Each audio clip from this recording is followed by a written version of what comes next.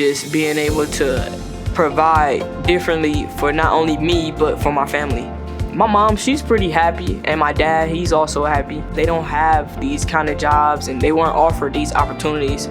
So they are very happy, especially with the program, because it took me from being a dead-end job to being a employee at a big-time company. Manufacturing has changed my life by opening so many doors for me in order for me to have a better future.